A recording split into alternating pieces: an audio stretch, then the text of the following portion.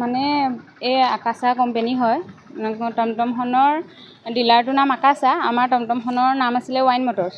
আৰু আমাৰ বিশেষ অসুবিধা হোৱাৰ কাৰণে বাবাও ভালকৈ মানে অকলশৰীয়া, আমাৰ ঘৰৰ ছোৱালী ল'ৰা নাই। বাবাৰ কাৰণে কি কৰিলোঁ, বাবা অকলে নোৱাৰিব বুলি টমটম এখন ল'লে।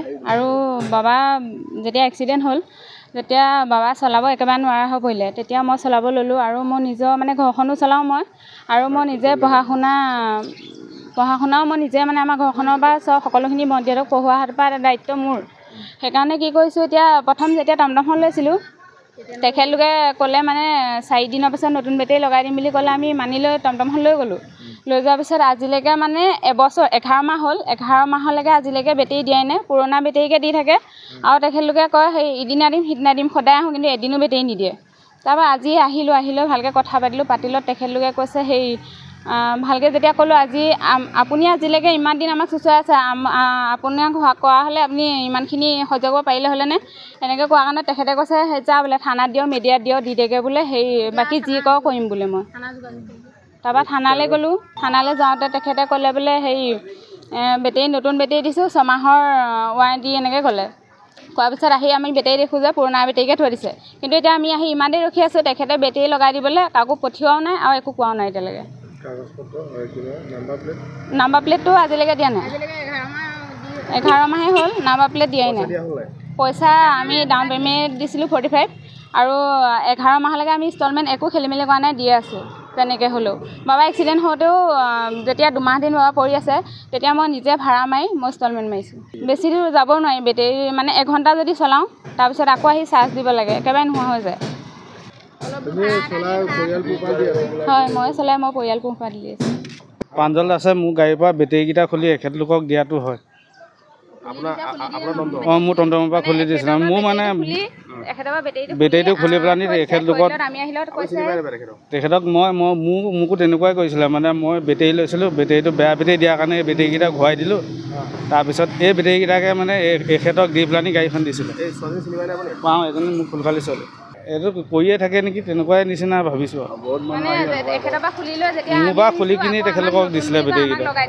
ভণ্টি অকণমান ভাড়া এটা লৈ গৈ আহি আকৌ টমটমখন চাৰ্জত দিব লাগে, চাৰ্জত দিহে আকৌ ভাড়াটো মাৰিবলৈ যাব লাগে। তেনেকৈ হ'লেতো ইনষ্টলমেণ্টটো দিয়া আমাৰ অসুবিধা হয়।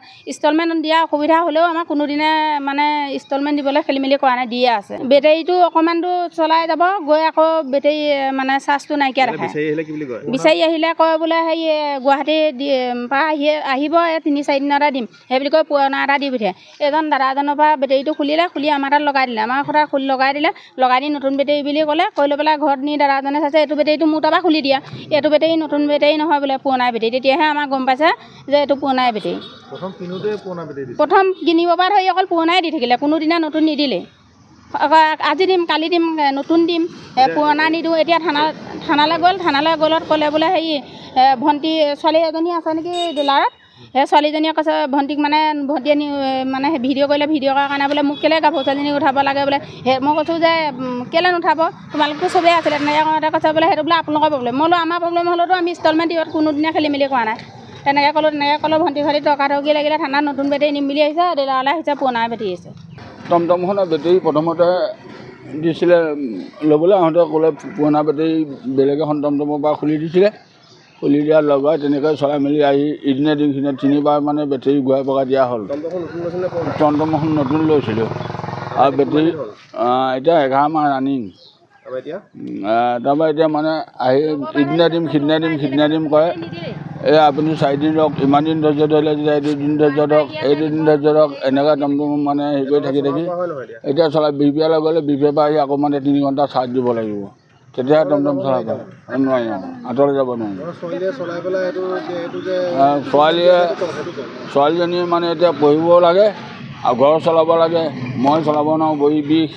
তেনেকৈয়ে মানে ইনষ্টলমেণ্টটো মাৰি মেলি যেনে তেনে চলিবলগীয়া হয়। এইবাৰ দিব নোৱাৰাৰ কাৰণে ময়ো পৰিলোঁ, ছোৱালীজনীও অসুখ হ'ল হোৱাত লোকৰ পৰা পইচা ধাৰলৈ আনি ইনষ্টলমেণ্ট মৰা হৈছে।